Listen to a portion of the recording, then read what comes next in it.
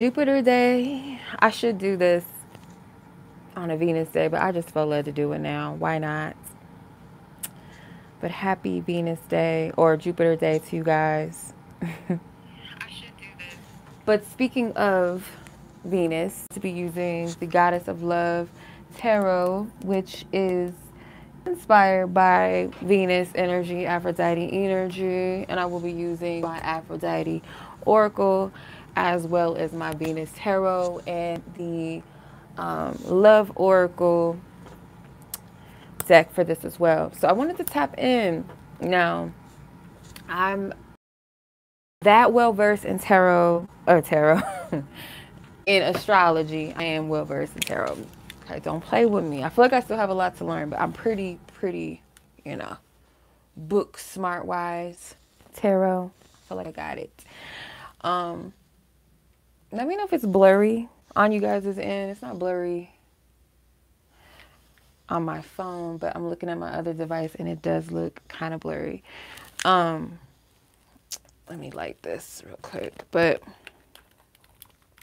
yeah, I'm not the most well versed in astrology like that. Like I do have, you know, pretty decent amount of but I feel like I can always expand and learn. I mean, that's with anything, but I go off of intuition too.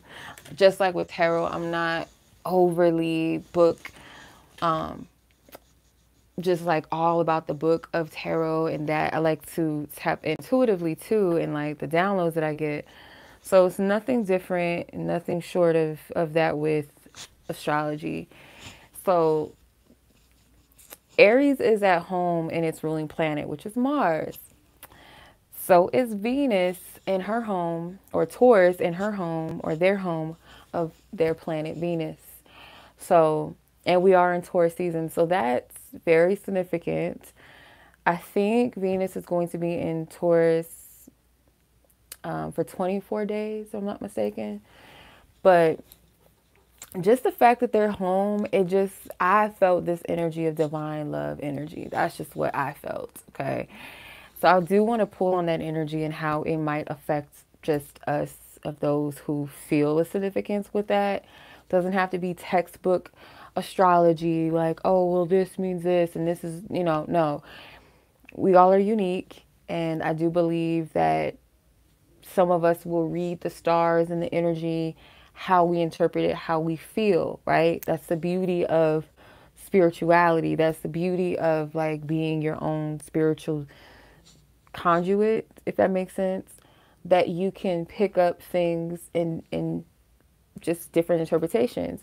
So, and we are the stars. We are connected to the stars. So I want to do a love reading. The story of Mars and Venus too, by the way, is kind of chaotic a little bit because they really were forbidden lovers. They were not really supposed to be together because Venus was already married.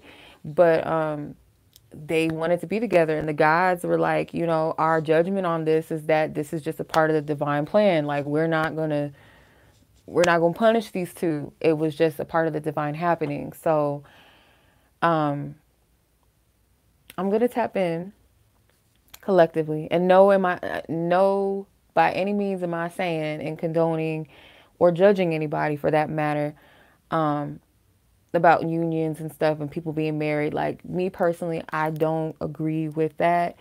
If it's meant to be, it will happen naturally. You're not to intervene and intercept in someone's marriage.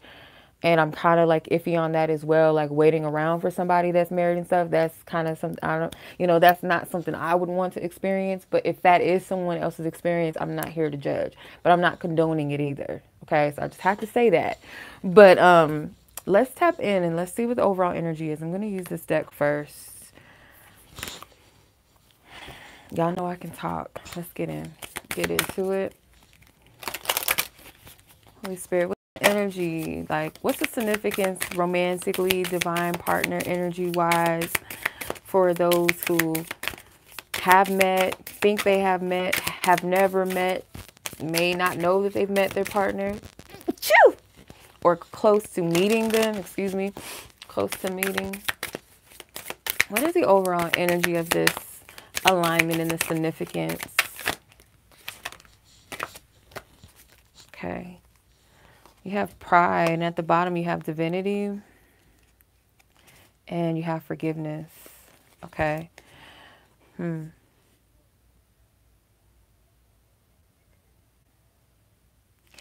getting multiple things with that pride card. Is it blurry for you guys, or am I tripping?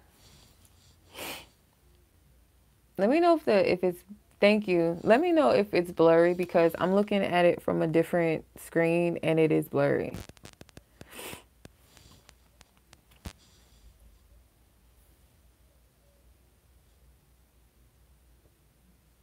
Let me know if you guys can see the cards because I can't see them.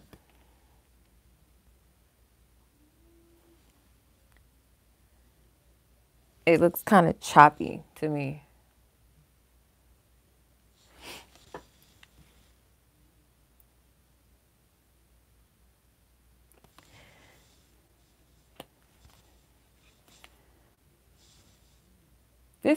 This message very well could be in regards to um hey sis, how are you? It is choppy. I don't know why that is. I might have to let me see. Why thank you, sis. Yeah, I love these cards. Okay, let me know if it looks a little bit better. Okay, there it goes. Um, I don't know why I'm just getting like some of you guys don't have it. It could be more so of whoever has a masculine energy is not taking pride in what they really want or going after what they want. Okay. Some of you guys, you're going to have to work through the energy of forgiveness, maybe with your divine counterpart. If you know them or before you meet them, you're going to have to work through that energy of forgiveness, or both of you do, before you guys can come together. And the divinity card tells me that there's multiple ways and paths to coming together. So don't think that you could or that you have or that you ever will miss the opportunity to be with your one. Because that's not the case. It's not going to happen. You are going to come in contact with your one when it's divinely meant to happen. Okay. And for others of you, again, I'm going to tap in and see what the general whole energy is. This is just the, the introduction energy, I would say, because some of you guys, you already are connected to your divine counterpart in the physical. And there might have been something that happened and you're like, one of you at least, or maybe both of you is like, will we ever be able to come back together due to our circumstances? But there's many pathways to coming together. You could take many roads and it's still going to lead you to where you're supposed to be at the end of the day. Okay. So, and then you have surrender too. Yeah, this is going to call for both of you guys to surrender to the divine happening of things and not get too caught up in your own way and how you think it should be and it should be like this. So let's tap into the divine feminine energy first. See what's going on with Venus energy. So let's tap into Venus. What is the significance of this Venus and Taurus and Mars and Aries energy right now for the collective of divine counterparts? Spirit, what's the energy?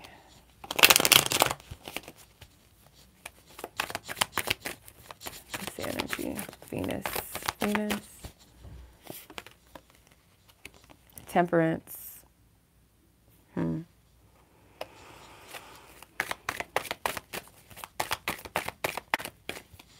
Wow, you have a lot of cards. There is some nudity, so I got to be mindful of that. The Devil. The Moon. Hey, Mama Hathor. The Crone of Pentacles. The Ten of Cups. Wow, you guys have a lot of cards. The Maiden of Cups. The Ace of Wands. And the Eight of Swords. So,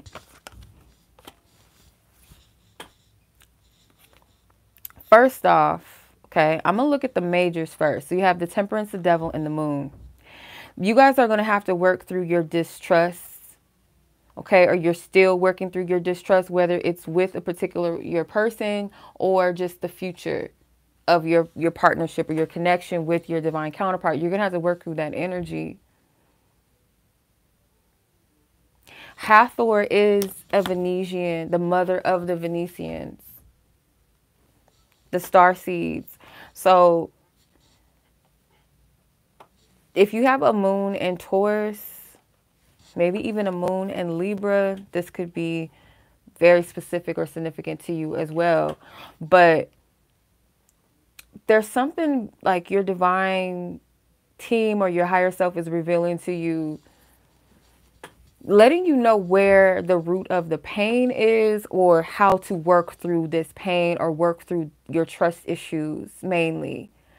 Your heart, I feel like you're finding the balance between that goddess that doesn't mind cutting people off, doesn't mind telling people what it is, without feeling like, oh, I'm a bad person. Maybe I shouldn't have said that. Maybe I shouldn't have done that. Maybe I should have, I should do this different. Like coward, back down, cloak your energy or your power, water it down and all that. No, it's like you're finding your power, but in your balance of still being compassionate, still being lovable, still being nurturing, still being considerate, kind, compassionate, graceful, but with that balance.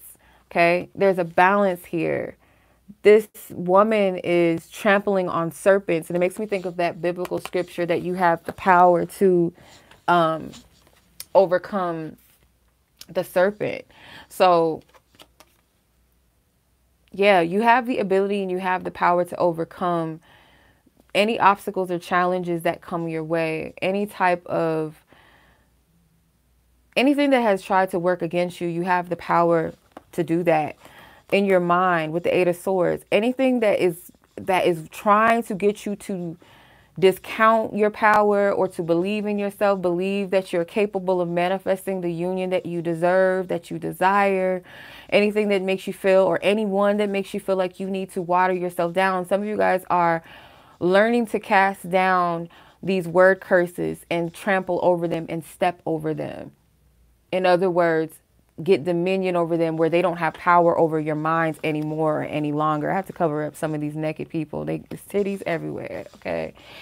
But this is getting that power over your minds. Now, to silence out the negative thoughts and the word curses, you can simply just state it out of your mouth that I cast that thought down when it pops up. Or if it's something you carry in your mind, like nobody's going to ever love me because I'm too skinny, or I'm too fat, or I'm too this, I'm too that, or I'm not enough of this, or maybe I'm just too much as a person. And, no.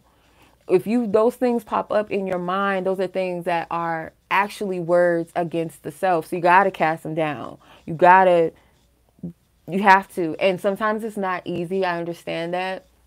Especially if you've heard it not only come out of your own mind and your own thoughts against yourself, but hearing it from other people telling you this. And it hurts even more to hear it from people that you trust, or people that you have trusted, or people that you love or have loved, saying these things to you, and maybe not in malice, but just out of ignorance of not knowing that these things are word curses and they can affect a child into a human, or into an adult, a child into an adult, but just as a human in general, it can affect you and hurt you, right? I'm getting, for some of you that are into doing spiritual work and magic, if you guys resonate with this, I don't know if this is an actual thing, but just if you're into creating your own magic and your own work, for some reason I'm getting a skeleton. If you have some type of skeleton, something that you can put something in it, like in its mouth, that, I think those, if I'm not mistaken, that is like an old hoodoo spell to like shut people up from gossiping and talking bad about you. There's layers to it, I'm just talking about the basic of it, but I'm getting more so with the mind to write out all those word curses that you've ever heard somebody say to you. Anyone has ever talked down to you, any word curses or anything that you've said against yourself. I'm not enough of this, or I'm too this and I'm too that, or someone so said back in the 7th grade my freckles were ugly, or this and that. I wasn't pretty enough, blah, blah, blah. Whatever it was that you heard, to write out those word curses as they come and put it in that skull. And if you feel led to, burn the ashes if you can, to just dismantle that. And you don't have to have the skull, but for some reason I'm getting like that skull represents the mind and the words that we speak over our mouth. I don't know what I did with my baby. I had one. One of them I was led to give to get rid of. Some shit you should not have in your house, okay? But I do have like a sugar skull one that I could demonstrate, but I can't get it right now. But if you get the gist of what I'm saying, and you don't have to go all into that if that doesn't resonate with you. I just feel like that just came to me with that right here. And it does connect with other spells that I have, heard of. So, anywho, that's just if you resonate with that. But for others of you, you can do this just out of your own mouth and out of your own lips. And sometimes it's not just a one-time thing. It's you have to constantly cast those thoughts down and those negative words down when they pop up, or when you hear it, or when someone says something very limiting.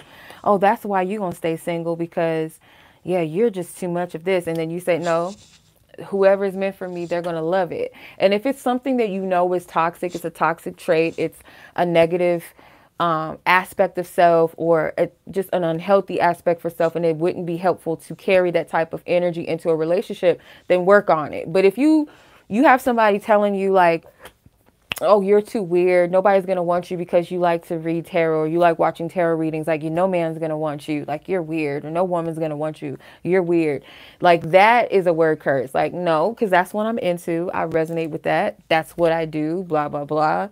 And whoever's for me, they don't have to actually be into it, but they'll respect it, or they might even be intrigued by it, but they're not going to be scared. They're not going to, run off or try to change me. Like, the person that's for me is for me, and I don't have to water myself down. That is what you're learning.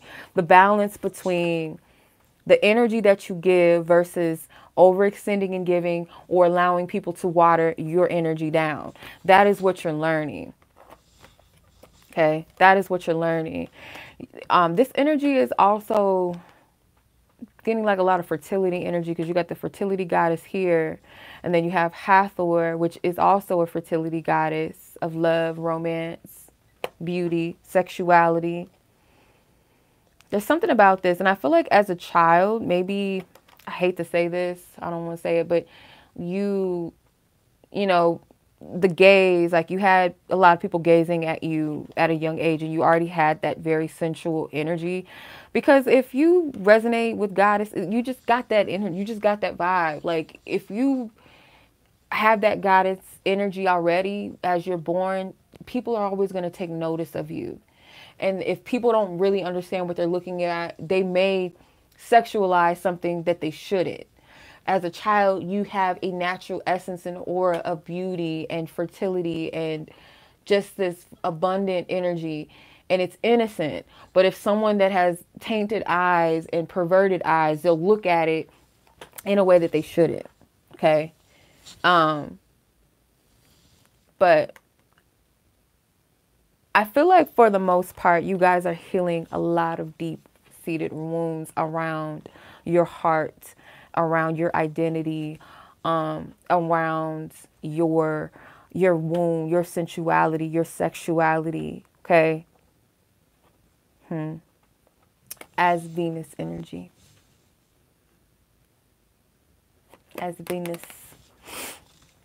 But let's see what else here.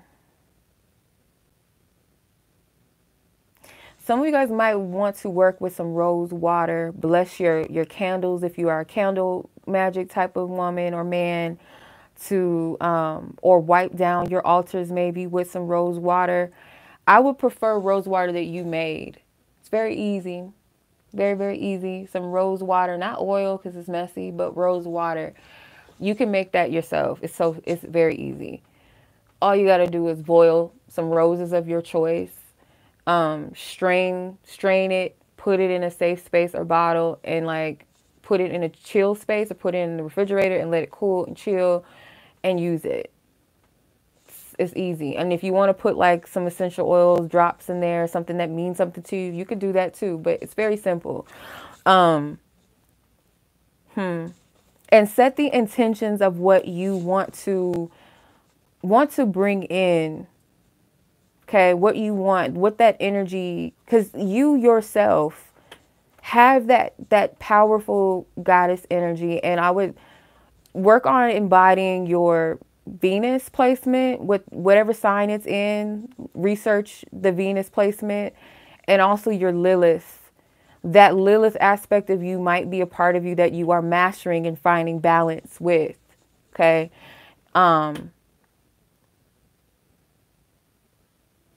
Yeah. And embody that energy and that essence and be authentic, because the energy and who you are, it is going to balance and it's going to resonate with the Mars aspect. Like what that Mars meaning the masculine energy, the divine counterpart, that divine masculine energy that you really actually seek, that what they embody. And that's just an aspect of it, because there's many placements in our chart, if we won't talk astrology again, that kind of give us an insight into what type of partner would be healthy for us, type of partner that, would be good for us to partner up with or marry, what have you. But since we're talking about Venus and Mars, your Mars placement can very well tell you what it is that you need, what would be a balance to your Venus. So for me, it's interesting because they already say Taurus and Cancer placements are compatible, but my Mars is in Cancer. My Venus is in Taurus. This is funny. But like the Mars and the Cancer, if you look into that, or if I was to look into that specific placement for me, it would most likely tell me what type of partner would balance out that Venus energy in me. Maybe even my Lilith. So whatever that is for you, look up your Venus, look up your Mars, look up your Lilith. So let's go ahead and tap into the masculine energy.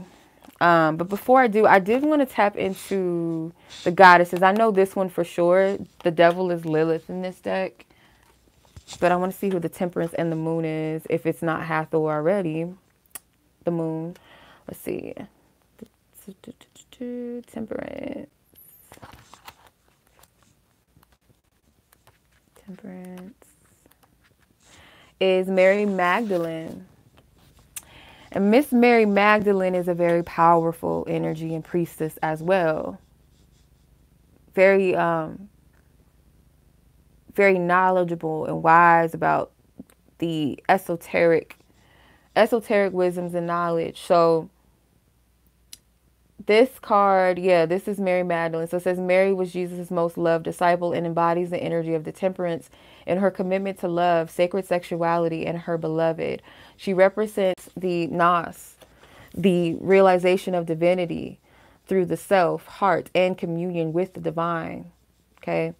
The affirmation of this card is, I embrace my divine dualities, and I'm grounded in the love that results from the sacred alchemy. Yes, remember I was saying that balance, okay? The Mary Magdalene and the Lilith energy. Let's tap into the Lilith. Hey, sis. Hey, Yamina. How are you? Shout out to everybody in the chat. Hey, Leandra. Devil, where you at? Lilith. Okay, yep, Lilith.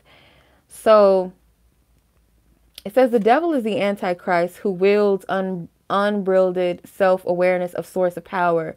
No one represents this more than the bad bitch of the Talmud, the book of the Jewish commentary on the Torah, than Lilith, Adam's first wife. She refused to be a subservient to him, especially during sex.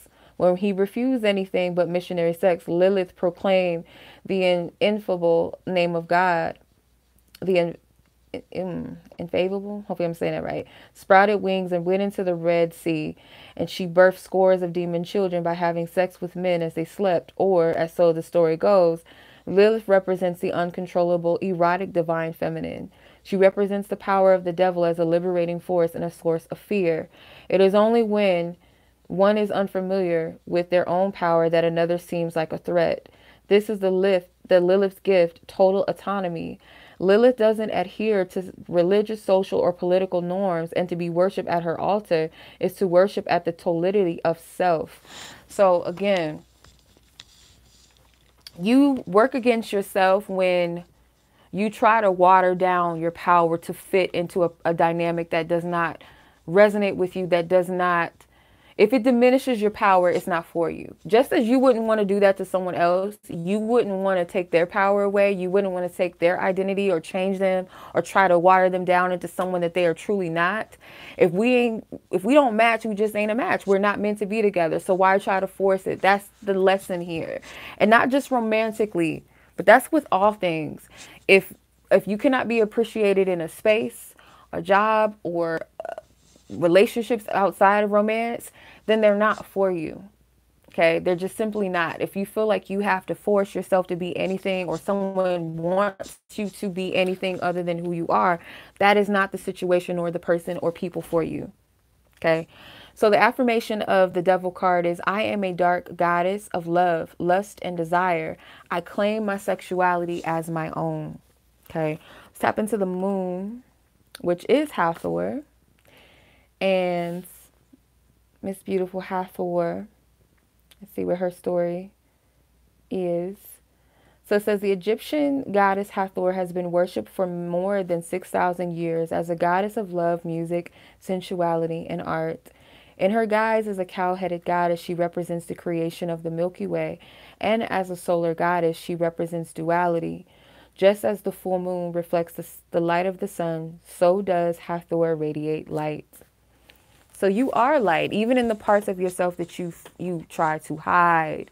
And this is what I feel like your divine feminine essence, higher self, and your divine goddess mother energy, your ancestors as well, they want you to uncloak those beautiful gifts that are yours. Now, you know how to protect yourself and your energy, but to hide the core truth of you because you're trying to water it down, or because someone else said it was ugly, or it wasn't good enough and it was too much and blah, blah, blah, or you think it's not good enough and you think it's ugly and you think it's this, those are the very gifts that you need to be letting forth. Let it be seen, let it be known. Okay. All right, so let's go ahead and move on and tap into the Mars energy, and then we'll tap into them as a whole, as a collective.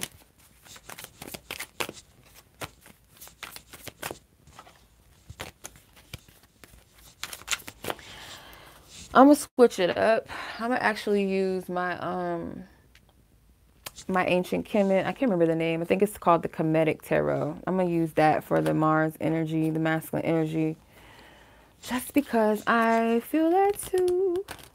All right, and then we'll tap into the energy, the connection as a whole. All right, Mars energy, aka divine masculine energy.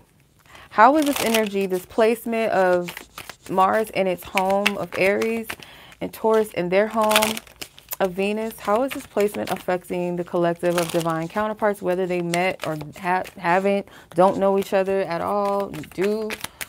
What is the energy? What's the energy? That's the energy.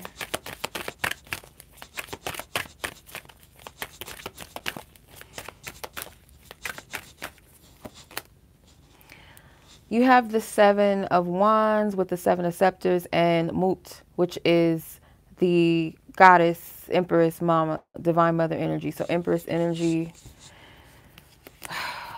I mean, I see this in the collective, period. It is what it is. So I'm going to call it out as I see it, okay?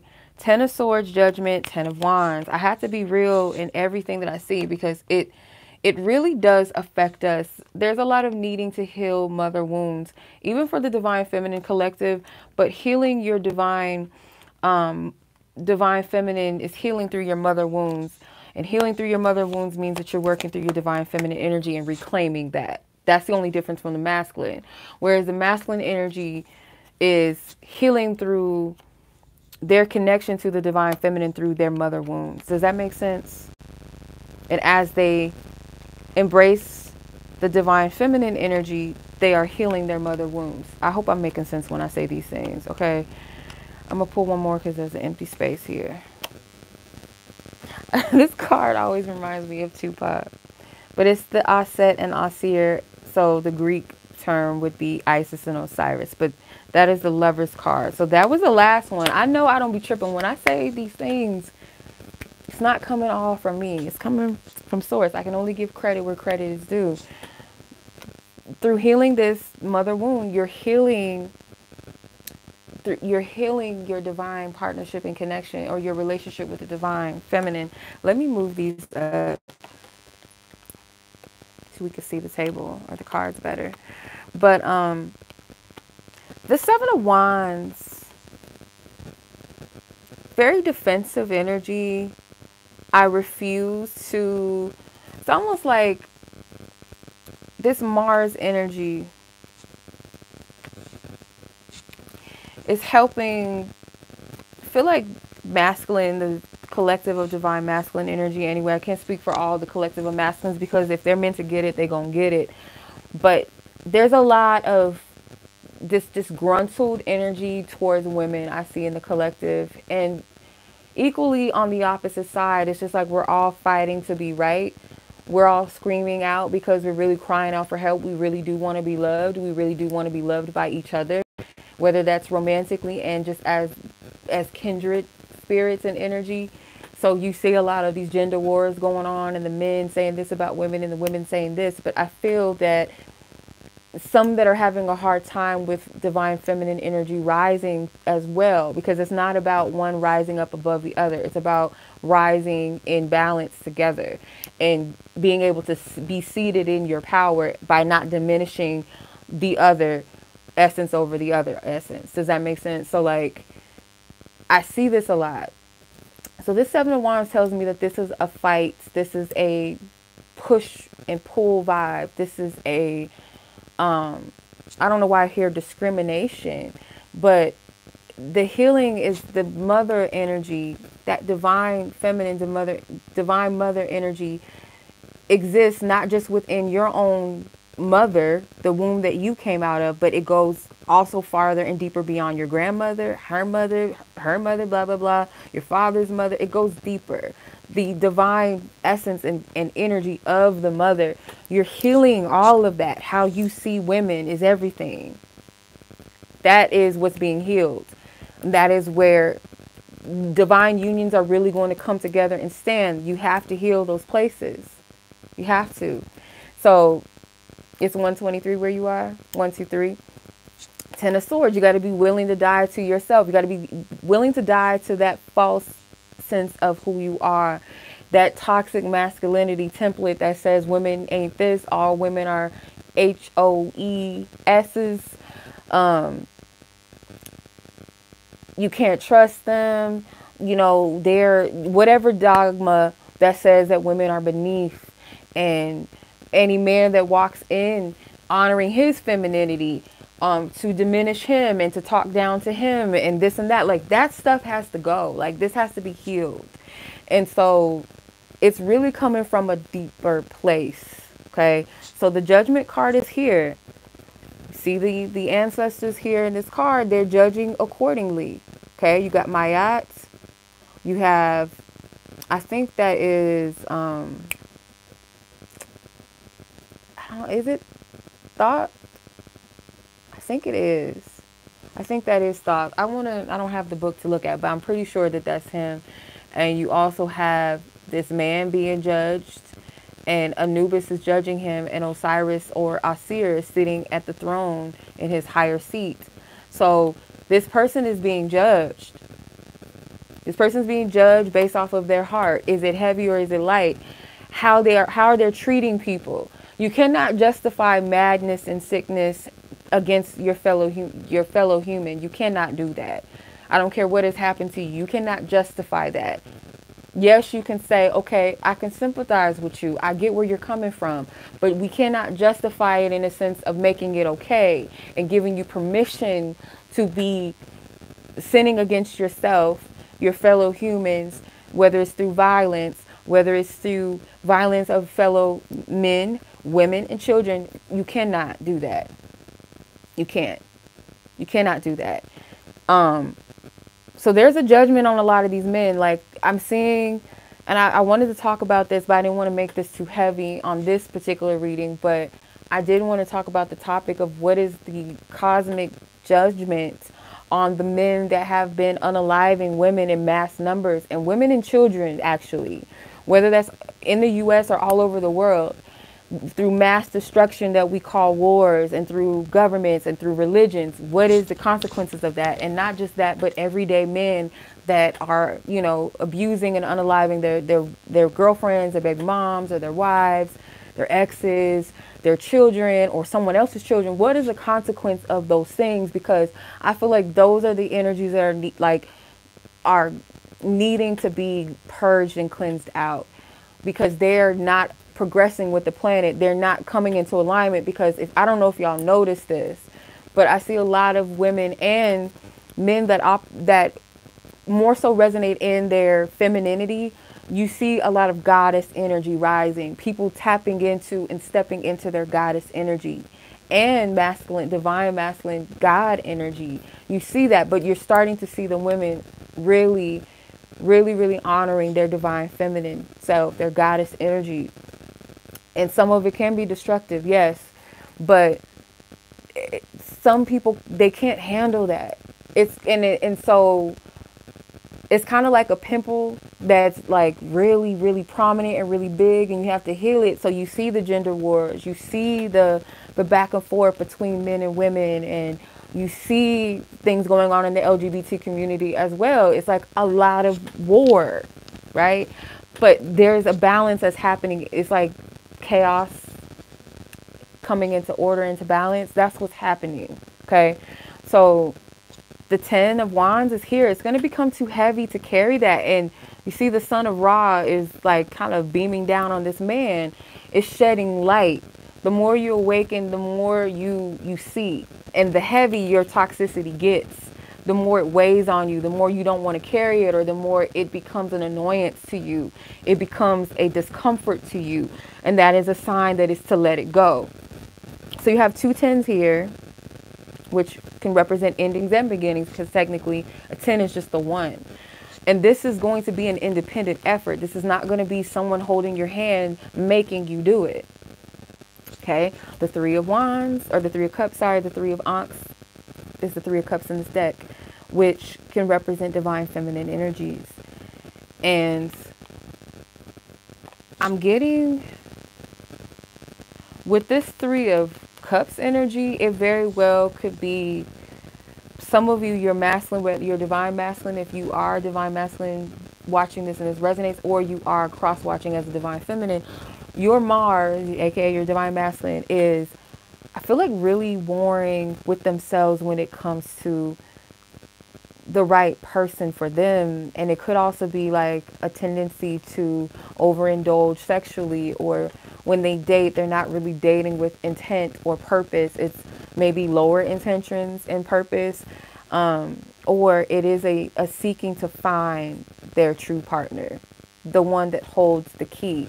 And the 3 women can represent divine feminines. These may not be toxic femininities. These could be divine feminine energies. They all hold these ankhs. The ankh is the key to life. It is the masculine and feminine energy together as a whole. So these could be divine feminine energies, but they're not their feminine. And I feel like that's the discernment. This card, I feel like, represents the wilderness that the masculine may be in, meaning like having to go through the dark night of the soul, trying to find their way, trying to find their path, feeling lost right now, or just feeling lost when it comes to love. This is an additional card in this deck, and I can't remember what it means, but it's not really a good card to get in this deck. But I feel like this represents the wilderness and trying to find one's way. And then you have the Scribe of Ankhs, which is the Page of Cups. And it's almost like they're looking at this Ankh as a mirror to themselves, or there is no me without the feminine, and there is no feminine without me. There's no God without goddess energy, and there's no goddess without God energy. There's no mother without the father, right? I cannot exist. And that's within self first. So it's holding up a mirror to this person. I feel like it's a message that this person is getting. So you have the King of Wands, which is Mars energy, by the way. Fire energy.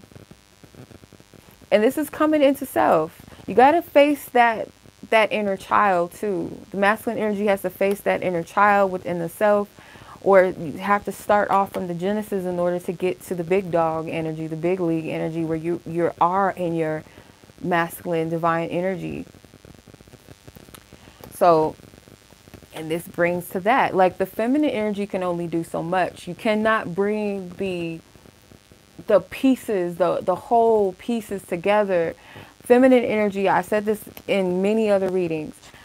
The lesson that I take from the story of Aset and Osiris, or Asir, where he gets cut up in 14 pieces, I believe it was, and his pieces were scattered amongst the Nile. And Aset and her sister went out magically, set forth to go look out for these pieces and put him back together.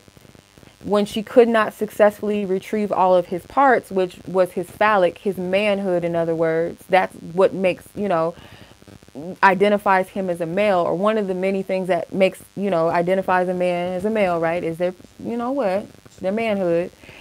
She could not retrieve that part. She couldn't find it.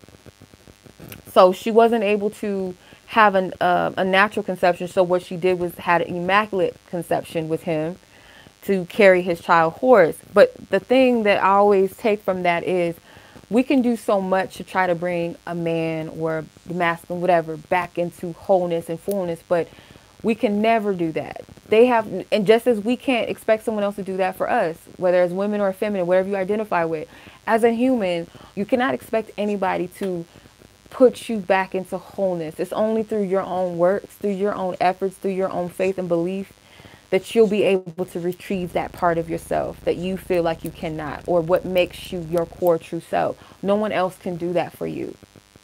No one else can do this. You have many assistants, you have guides, you have helpers, you have support, but no one essentially can do that for you. So in this instance, the masculine has to find that core part of their true masculine divine self through the journey of self, going back to the root of the mother.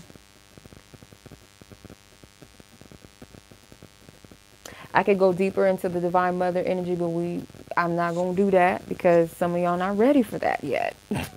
Because it's going to trigger a lot of people, and I don't have time for that today. But anywho, yes. So that's where the masculine energy is in all of this, and maybe how Mars is affecting them. And I would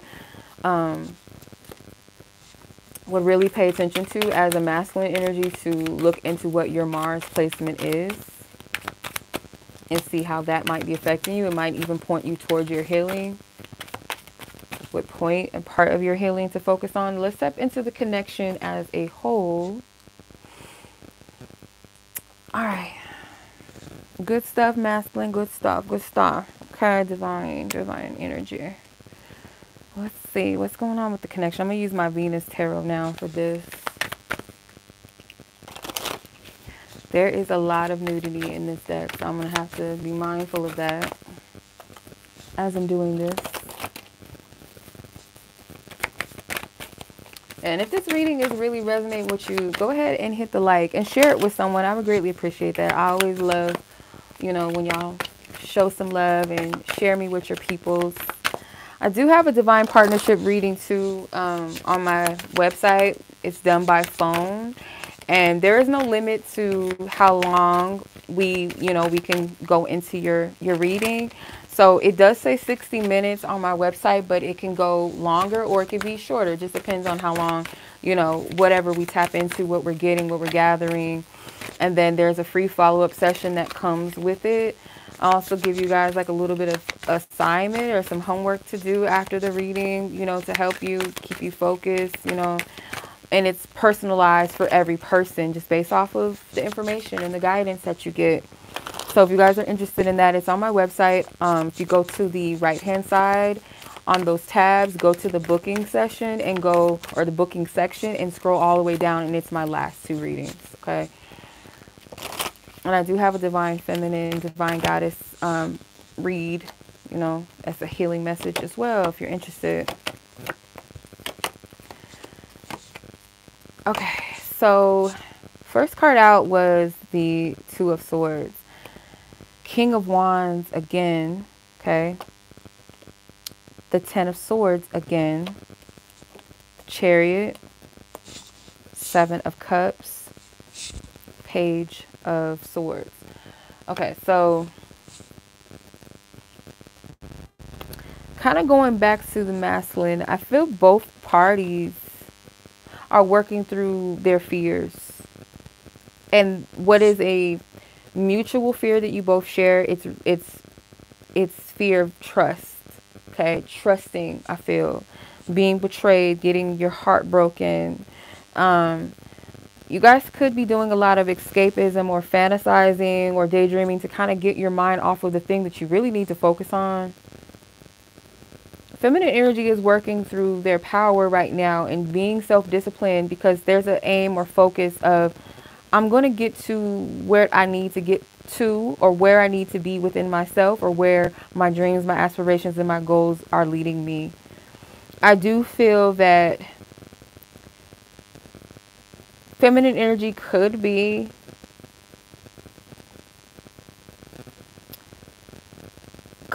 like, I don't know if, I don't like using the word spying, but maybe paying very close attention to a particular masculine. If you don't know who your person is yet, you have not met them, then you are keeping your eye out on masculine energies maybe around you, or you're just using a very discerning eye when dealing with them or communicating or connecting with masculine energies at this time.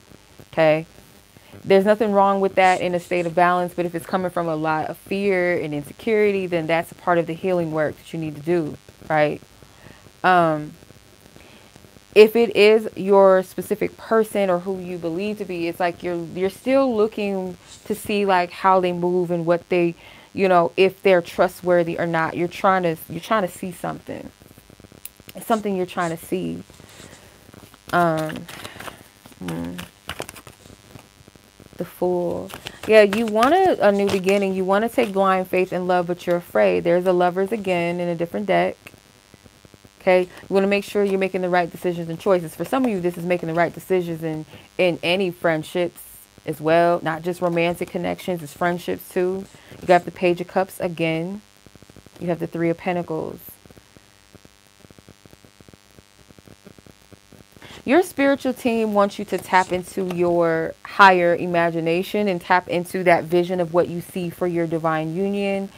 More so the essence of what it feels like. And it's interesting because this card is Mars and Venus surprised by Vulcan. Vulcan is Venus's husband. So it's almost like being caught. Like your spiritual team may be calling to your attention a desire, or you're watering down your desires. It's like you're going for something that you don't really want. For some of you, I feel like Venus energy, feminine energy, you might be settling for a situation or a person or a connection that you really don't want.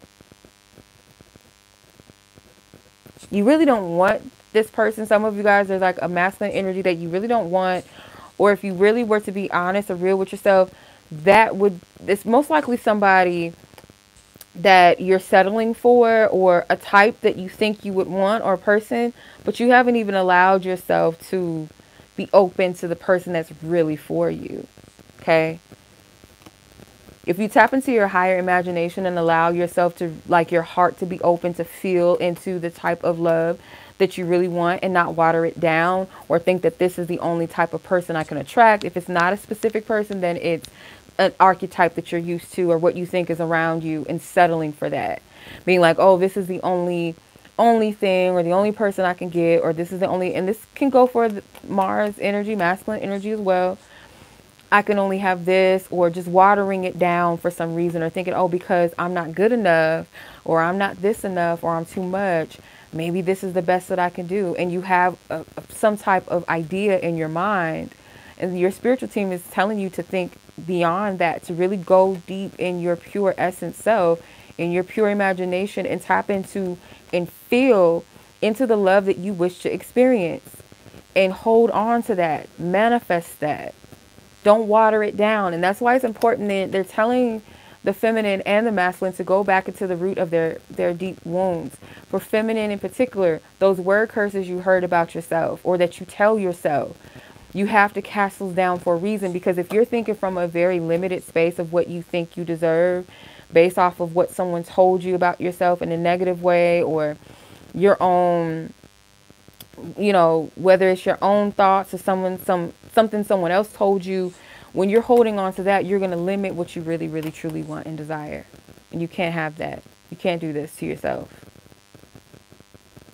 Spirit wants you to tap into the greater imagination within you, that world that you can, like, your imagination essentially is the reality that you create. You have the ability to bring these things into the physical reality.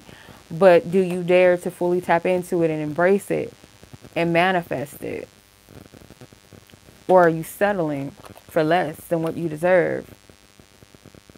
Okay, so Mars and Venus is in this card as well, and I have to cover it up because it's like she's naked, but it says Mars and Venus with the Three of Pentacles. To accomplish and to manifest and cultivate something together, something fruitful and abundant together, there's all this potential here for that. Okay, the Lovers. But this is also based off of making the right choices and decisions. And maybe the lessons that you guys are learning are, you know, your past decisions that you've made, poor decisions or choices in Lovers, or things that maybe you settled for that were not for you. I feel like you and this person, some of you, it's like almost like a 50-50 split where you may know your person already or be connected with them in some way, but there's another half of you that doesn't know your person yet, hasn't met them yet. But you guys are on the way to, with the Chariot card. I feel like you're on your way to your partnership, your connection. Okay. So, yeah, this isn't, you know, disappointing, you know, womp. This isn't one of those readings that tell you how this person feels and when they're coming back and all this. This is not that type of reading. It's more so preparation in making you available and open to receive your healthiest union, your divine union, which is more so what you need rather than hearing how somebody feels about you right now. That is helpful at times, but it's not always, like, it shouldn't be your major focus always. More so checking in with your own energy and self. Because a lot of times, I have to be honest, like, when people be like thinking that somebody is their divine counterpart, half the time they're really not. Especially if you're clinging on to something that's not happening, it's not working, that's a clear sign that it's not for you. Or you're settling for someone because you think that's the best you can do, and there's a whole bunch of trauma bonding going on, back and forth, up and down, confusion. Like, most likely that's not your person. One of my sis broke connection down in such a way that made sense when she said a genuine connection is like a magnet. Two people are connecting. They're both merging. When it's an attachment, only one person is seeking after it and the other person is not detached. And sometimes, you know, it's very obvious. We have all these questions in our mind about how someone feels about us, but most oftentimes than not, the way a person treats you reveals how they feel about you, if they value you or not, based off of how they treat you. If a person is discarding you, it's most likely because this person doesn't value you enough. And why would you want that person anyway? I don't care how deep the chemistry is, or the intensity of your attraction, or what you think is love. If it's not reciprocated, if it's not pursued after, or you have to force yourself, or it would be that this person would have to force themselves to be and to align with you in a way that you would deserve, then that's not the person for you. Okay, you have the answer is yes. So yes, you do have a person for you. You do. Commitment. Bottom of the deck, accept and love yourself. Okay. Commitment. My dear child, congratulations. You found or are about to find someone that has serious intentions. This comes as a natural result of being loyal and true to yourself. That's all I've been saying this entire reading. Celebrate this next step in life, as this is a sign of true love and devotion. Someone that has serious intentions for you. Why? Because you didn't settle. And why? Because you love yourself enough to not settle for less than what you deserve. Not an easy process because a lot of people opt for settling because they don't want to wait. They don't have the stamina to stay true to their path. They want love, they want it now. Or someone might be good on paper and they may not be, that connection may not really truly be for them. But because it's easy or because it's safe and it's because it's available, they'll opt and settle for it. Some people just settle for something that is completely toxic as fuck for them, that they water themselves down. You are not loving yourself when you do that. I don't care if it looks good on paper. You're still not really loving yourself, because why? You're dishonoring yourself. Your soul is saying, this is what we desire. This is what we require. This is the connection that resonates with me. This is the connection that truly aligns with what's of my highest good. Versus, okay, this looks good on paper. This is secure. This is safe. This is just, even though I'm not really feeling it completely, but I'll make myself want this, or I'll force myself to be okay with this, or I'll convince myself that it's okay, or I let someone else, or the pressure of other people or society or my age or my weight or my this or my that tell me that this is what I need to accept, knowing that that's not what I really want. But I don't want to be single, or I want to be married, or I want to have kids, or I want this, or I just want financial security. You're dishonoring yourself. Though it may seem like you're honoring yourself, you're dishonoring yourself because you're lying to yourself. And then to be with somebody that does not respect you, and though you may have gotten the man or the woman, or you may have gotten the ring, the house, or whatever, whatever else, if that person is not good to you or treating you right and you settled, you dishonored yourself. You did yourself a major disservice. And if it's a good man or good woman that you're forcing yourself to be with, you're not only doing yourself a disservice, but that person and the person that they potentially are meant to be with, by getting and standing in the way in a union together that you're not supposed to be in, or was supposed to be over a long time ago. It served its purpose. So that's the hard and heavy truth sometimes. The truth is better than fiction, just telling you to stay in a situation with somebody and just giving it to you like, oh yeah, you can be with this person and they love you, but they need to get their shit together. Yeah, maybe sometimes that is the real. But how long does it take for somebody to get their shit together? How long does it take for someone to realize that they want to be with you before you get tired? Or how long are you going to accept settling for something that's not really making you happy? Maybe because you don't believe you deserve happiness. I don't know. And that is why the energy kept picking up this vibe of accepting you as you are, and not hiding the parts of yourself that other people shamed you or demonized you for, to embracing yourself so that the right people can see you. Not just romantically, but because often this too, like, I notice this, and I'll speak for myself as well, and things that I've experienced personally and things that I've observed in my personal experiences with people, that if we have a poor relationship with ourselves, that we don't honor and respect ourselves, or we water ourselves down, or we try to people please to keep people in our life, or love people into loving us, and they still don't respect you, when you do that romantically, I guarantee you it's happening in friendships too, where you are attracting friendships that are inauthentic, that do not really resonate with you, or you don't know when to pull away when it no longer does, or you just want to be a part of a circle, or you want to be a part of a crew, even if everybody's fake and phony, or it's a whole bunch of drama. You just don't want to be the outcast, or you want to be a part of the in crowd. And adults, big ass grown adults, still think like that, unfortunately. But it's the same thing. The same thing. It goes back to, do you love and accept yourself? Period. It always goes back to that. I'm not going to sugarcoat and hold your hand and tell you that somebody is your soulmate and your twin flame for views and for money. I'm not going to do that.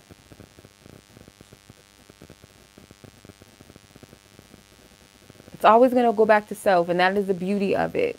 When we fixate too much on a guy or a woman and we're trying to, there's nothing wrong with getting clarity. I'm all for it. I'm here. That's what I'm here for, to help people get clarity, help people to love themselves, to have a healthy relationship with themselves so they have healthy relationships around them. I do not like hearing women constantly wondering about a dude that clearly ain't worried about them, or is not even on their level of what they deserve. I hate to see it. I can't tell a grown woman or a grown man what to do. I can only tell them what I'm seeing, and they take what they will with it. But it always goes back to yourself. You have to honor and love you.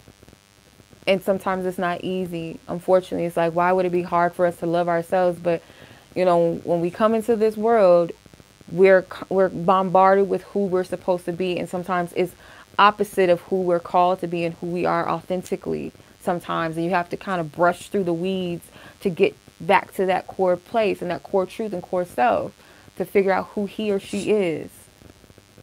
But it can be done. It is possible. So you have accept and love yourself. It says, my dear child, now is the time to accept and love your body as it is. Our body is a beautiful work of art, and we are blessed to come into different forms and sizes. Eating well and working out are great things, but only if the underlying motives are right. So not because you want to attract a guy or a girl, you trying to get fit, trying to get thick or skinny, or you're trying to change something about your physical appearance because of the guise of another man or another woman. You're doing it for you, truthfully, and for yourself, whether it's for your health because you want to feel good and you want to look good too. You want to change something else about your physical appearance and your look because you want to. But one thing that stood out to me was the part where it says, now is the time to accept and love your body as it is, because you might meet or come together with your person when you're not physically where you want to be. And that, I feel, is going to show you that this person truly loves you and cares about you.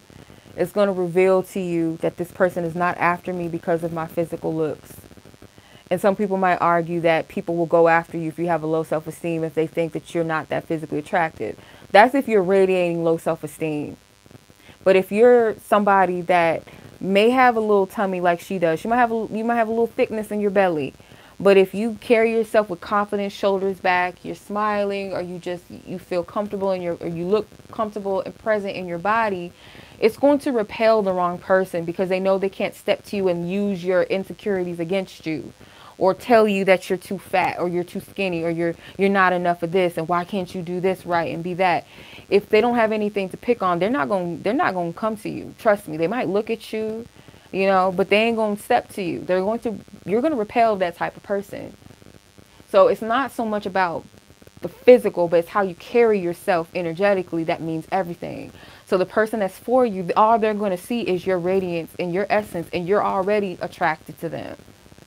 Believe it or not, people are so shallow that they can't even fathom somebody bigger or someone being maybe underweight or being a certain whatever race or ethnicity or skin tone could be loved. It's like, oh my God, or if you have this type of face shape or nose shape, you're not beautiful. Like, people can't fathom that there's different types of beauty in the world that can be exalted and celebrated, and not just one or a couple or a few, or what's trendy, what's in. Some people can't even fathom that. Like, people are that superficial and shallow. No. So you have to break free of that. You have to break free of it. Because I came across this video. It's a girl that's like in a circle that I'm in. She's viral all on TikTok. And one of my friends from another state, she sent it to me. And I was like, wow, it's funny. It's interesting. But it was a post from the girl in the social space that I go to. She was saying in this video, she said, you already are somebody's dream guy or dream girl right now as you are. You might think that you need to have X, Y, and Z or look like this, and that. And I'm paraphrasing. But the basis of it was you are already somebody's dream person already as you are. I know, probably shocking. Oh, my God. Really? I don't think so. No, you are. So you have to embrace yourself as you are. Don't strive to be healthy or look good and feel good in your body. But if the motive and the intent is to snag a man or a woman, or to appeal to people, or you're trying to mold yourself into something that's not fit for you, your body type may not be fit for the things that you're trying to do, or trying to completely alter yourself or change the way that you talk or walk, dress, whatever, you're not going to attract the person that's for you, and you're not going to attract the people nor the experiences that really are authentically for you. You're going to continue to attract karmic situations, toxic situations, inauthentic connections, inauthentic people, or people that are not truly for you. When you do that to yourself, you're going to continuously do that. I promise you. And you're going to constantly be attracted to the opposite of what's really meant for you, because you don't know what you deserve and who you are half the way. Or maybe some of you don't know at all. But it's not that you can never find it or ever tap into that self. It's you got to make yourself available for that. Until you accept yourself, you are not going to experience a true, authentic connection with anybody.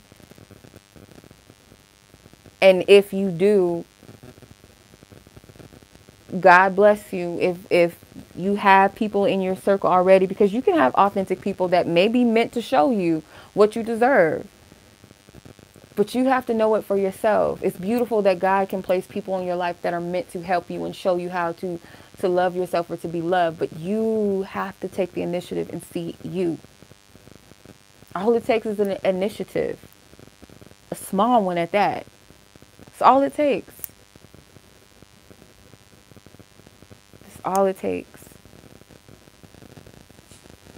Okay?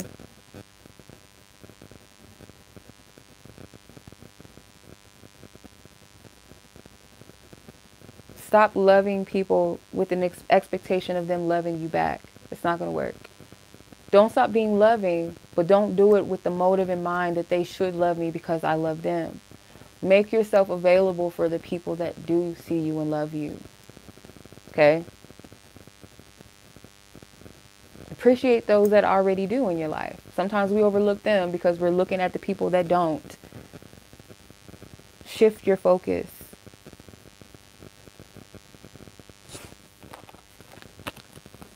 Okay. Might be a tough pill to swallow sometimes. Nobody ever said that it was going to be an easy journey. It's not. Not always. But it's easy to say yes to yourself and to bank on you, even if it's hard. Okay? All right. So, in closing, in short, I hope this message blessed you and resonated with you. But yeah, that's the gist of it. The message. Okay. And you also have the new love card at the bottom of the deck, by the way. So, you are going to encounter true love soon for some of you. And you might have a secret admirer at the bottom of the deck. Secret admirer, or bottom of this card was secret admirer. Okay? Trust your intuition, though. Doesn't have to be that your divine counterpart is a secret admirer at the time, but that doesn't mean that people aren't looking at you. Like, you do have people that see you, that are interested in you. But new love is encountering soon for some of you. Okay? All right. Hey, sis. How are you, Bianca? All right. So that was a reading, y'all. Much love. Happy Jupiter Day again if you're watching this during Jupiter Day. But if not, whenever you're watching this, I hope that you enjoy the rest of your day. Have a blessed day. And until the next message, next reading,